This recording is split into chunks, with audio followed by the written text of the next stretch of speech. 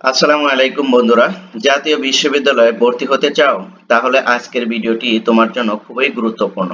2025 সালে ভর্তি পরীক্ষার তারিখ বদলেছে, রয়েছে কিছু গুরুত্বপূর্ণ নির্দেশনা। সবকিছু জানতে পারবে আজকের এই ভিডিওটিতে, তাই ভিডিওটি পুরোটা মনোযোগ দিয়ে দেখো, যেন কোনো কিছু মিস না হয়। জাতীয় বিশ্ববিদ্যালয়ে 2024-25 শিক্ষাবর্ষে স্নাতক সম্মান প্রথম বর্ষ ভর্তি পরীক্ষার তারিখ পরিবর্তিত করা হয়েছে। পূর্বে পরীক্ষাটির তারিখ ছিল 24শে মে অনুষ্ঠিত হওয়ার কথা ছিল, অর্থাৎ পরীক্ষাটি 24শে মে অনুষ্ঠিত হওয়ার কথা ছিল। এটা তোমরা আগেই জানো, তোমাদের কিন্তু তারিখটা পরিবর্তন হয়েছে। আর নতুন তারিখটা হলো 31শে মে 2025, অর্থাৎ শনিবার 11টা থেকে 12টার ভিতরে এই পরীক্ষাটা অনুষ্ঠিত হবে। মূলত এই সিদ্ধান্তটি নিয়েছে জাতীয় বিশ্ববিদ্যালয় ভর্তি পরীক্ষা কমিটি। শিক্ষার্থীদের প্রস্তুতির সুবিধার্থে তারা এই সময়টি নিয়েছে। ভর্তি আবেদনের প্রক্রিয়া সম্পন্ন হয়েছে 2025 সালের এপ্রিল মাসে। যারা আবেদন করেছো তারা 26শে মে 2025 থেকে প্রবেশপত্র ডাউনলোড করতে পারবে জাতীয় বিশ্ববিদ্যালয়ের ওয়েবসাইট থেকে।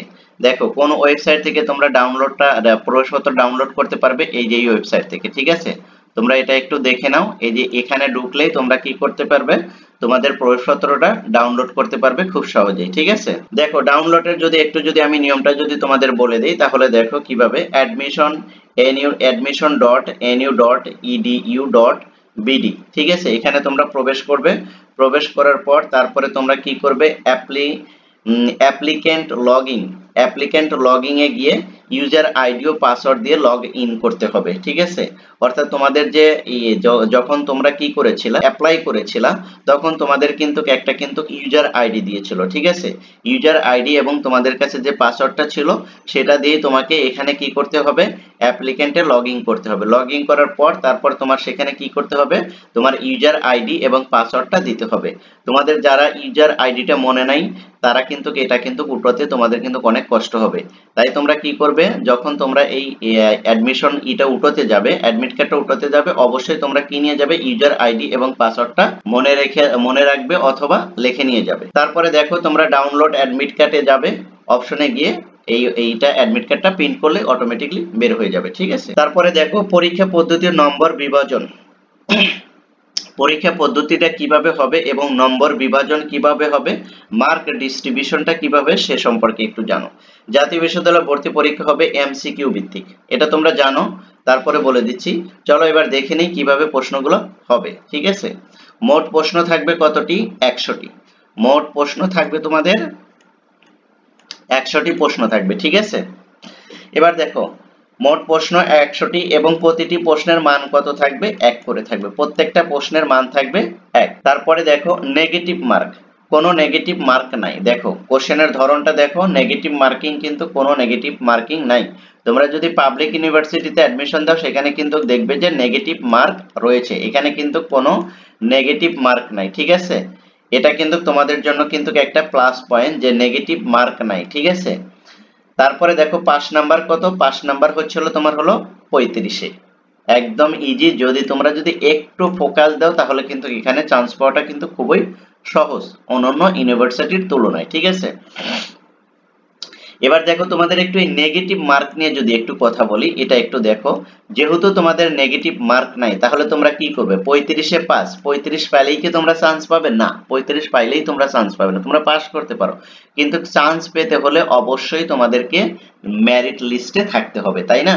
তোমার যদি পছন্দের কলেজে যদি চান্স পেতে চাও বা পছন্দের সাবজেক্টে যদি পড়তে চাও, তাহলে তোমাকে কিন্তু অবশ্যই মেরিট লিস্টে টপ লেভেলে থাকতে হবে, অর্থাৎ মেরিট লিস্টের সামনের দিকে থাকতে হবে। তুমি 35 পেয়ে পাস করছো, কিন্তু তুমি সাবজেক্ট চুজ করে রাখছো যে আমি ইংলিশে পড়বো বা বাংলায় পড়বো বা ফিজিক্সে পড়বো, এরকম তুমি সাবজেক্ট চুজ করে রেখেছো, ঠিক আছে? যে যে গ্রুপে আছো আর কি। কিন্তু তুমি পাইছো 35, তুমি পাস করছো, কিন্তু তুমি কি এখন এই সাবজেক্ট পাবা? না, তুমি এই সাবজেক্ট পাবা না, তোমাকে এই সাবজেক্ট দিবে না, ঠিক আছে? অতএব তোমাকে কি করতে হবে? ভালো রেজাল্ট করতে হবে। 35-এর আশা করলেই হবে না, এখানে তোমাকে মিনিমাম 60 প্লাস মার্ক রাখতে হবে, ঠিক আছে? যদি তোমরা 60 প্লাস 60% প্লাস মার্ক যদি রাখতে পারো, তাহলে তোমরা কিন্তু তোমাদের পছন্দ অনুযায়ী সাবজেক্ট চুজ করতে পারিবা, এছাড়া কিন্তু পারবে না। এটা কিন্তু খুবই গুরুত্বপূর্ণ। এটা তোমরা মাথায় রাখবে যে শুধু 35 পাইলেই পাস করবা আর চান্স পেয়ে যাবে, তা না, ঠিক আছে? চান্স হইলেও হয়তোবা তুমি যে সাবজেক্টগুলো পাবে, ওই সাবজেক্টগুলো তোমার পড়ার কোনো অ্যাক্টিভিটি বা তোমার কোনো ইচ্ছাই নেই। অতএব কি করতে হবে, ভালো রেজাল্ট করতে হবে, ঠিক আছে। 60% প্লাস মার্ক তোমাকে ক্যারি করতে হবে এই সেক্টর থেকে। তাহলে দেখো এবার আমরা কি বলবো, দেখো বিভিন্ন বিভাগের প্রশ্ন বিন্যাস।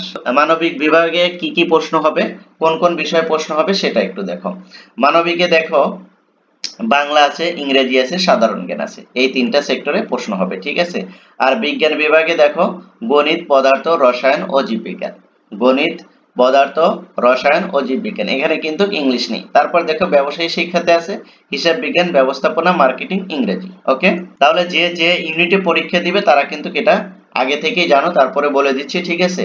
এখানে তোমরা এই বিষয়টা খেয়াল করবে, সেটা হলো নেগেটিভ মার্ক, কারণ এখানে 35 দিয়ে রাখলেও কিন্তু 35 পেলেই যে তুমি এখানে সাবজেক্ট পাবে তা কিন্তু পাবে না।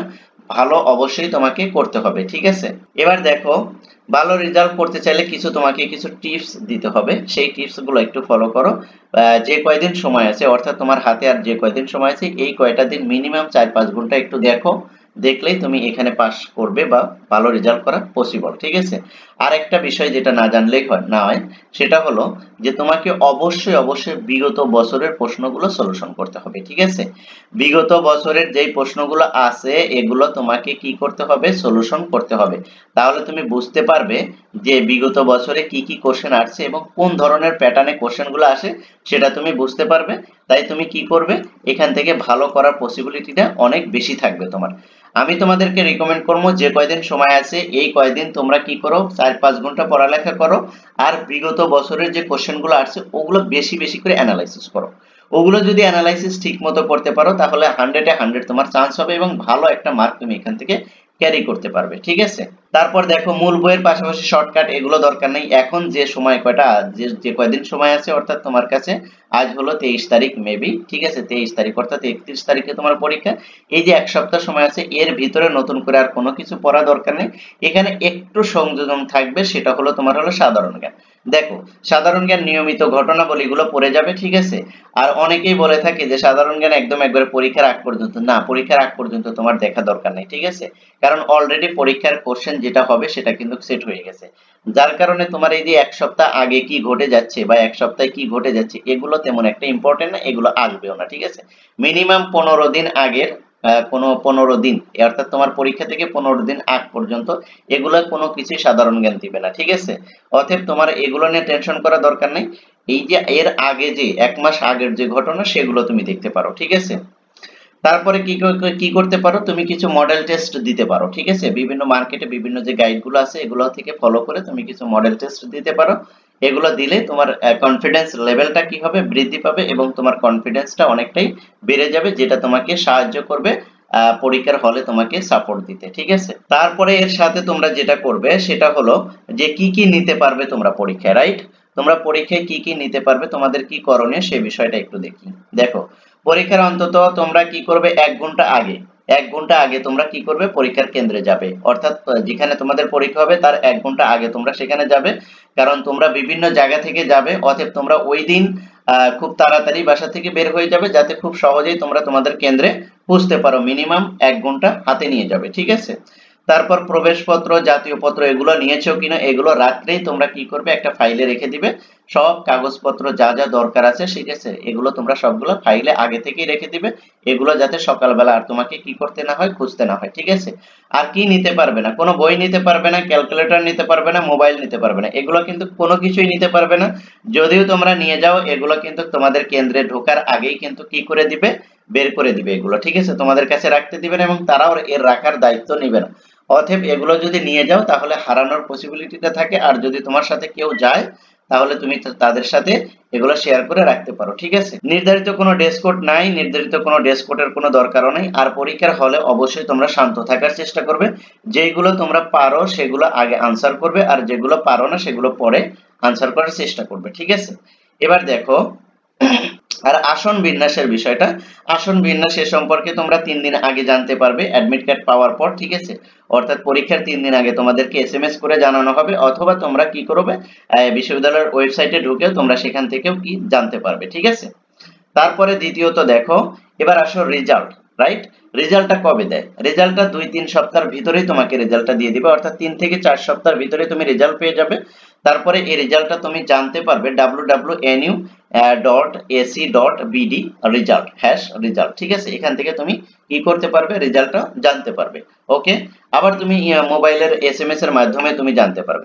দেখো এখানে ওভারঅল আমি যদি টপ অফ সামারি করি বিষয়টা, তাহলে সেটা তোমাদেরকে আমি এভাবে বলবো যে যেই কয়দিন সময় আছে এই কয়দিন আর নতুন কোনো কিছু দেখা দরকার নেই, যা পড়ছো ওগুলোই প্র্যাকটিস করো আর বিগত সালের প্রশ্নগুলো একটু অ্যানালাইসিস করো, ঠিক আছে।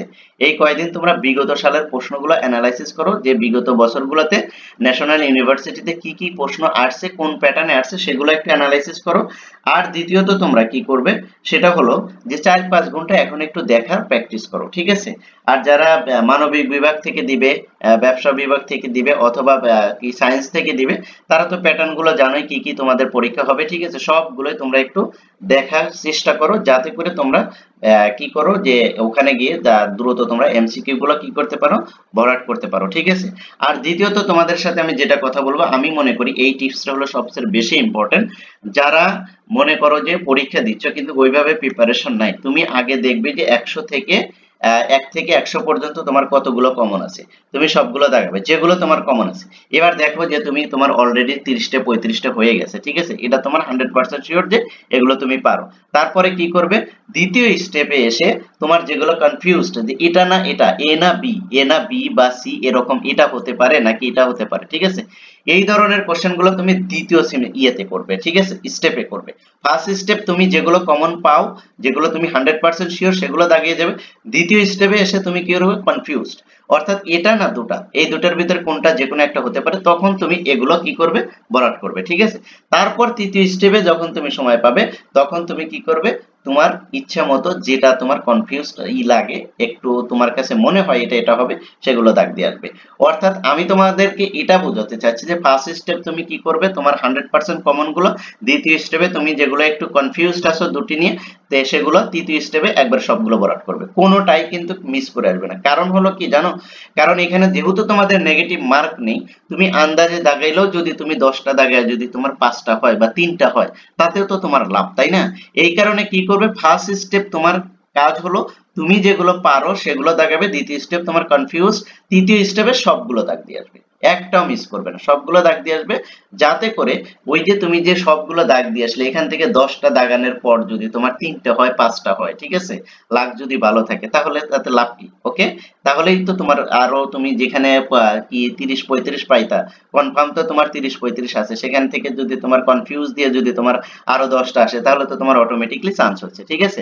আর একটা জিনিস, এই যে কনফিউজড যেগুলো অর্থাৎ তৃতীয় স্টেপে যেগুলো দাগাবে, এগুলো কোনোটাই ক দাগাবে না, খ এবং গ এই দুটো সিলেক্ট করবে, না খ দাগাবে না গ দাগাবে, ঠিক আছে। এই কনফিউজড গুলো এভাবে তোমরা কি করবে, দাগ দিয়ে আসবে, দেখবে যে অটোমেটিকলি তোমার 8-10টা হয়ে গেছে, ঠিক আছে। তো এই ছিল হলো আজকের এই টপিকস নিয়ে, ঠিক আছে। জাতীয় বিশ্ববিদ্যালয়ে যারা অ্যাডমিশন দিচ্ছ তাদের জন্য শুভকামনা, ঠিক আছে। তোমরা একটু প্র্যাকটিস করো এই কয়টা দিন, ইনশাআল্লাহ তোমরা কি করবে, ভালো রেজাল্ট করবে। এবং তোমাদের শুভ কামনা রেখেই আজকের এই ভিডিওটা শেষ করছি। আর এরকম ইনফরমেটিভ ভিডিও পেতে অবশ্যই চ্যানেলটি সাবস্ক্রাইব করে পাশে থাকবে। ইনশাআল্লাহ তোমাদের পরবর্তী কোনো আপডেট আসলে আমরা তোমাদের সাথে শেয়ার করব এই চ্যানেলটিতে, তাই চ্যানেলটি সাবস্ক্রাইব করে পাশে থাকবে। থ্যাংক ইউ সো মাচ, আল্লাহ হাফেজ।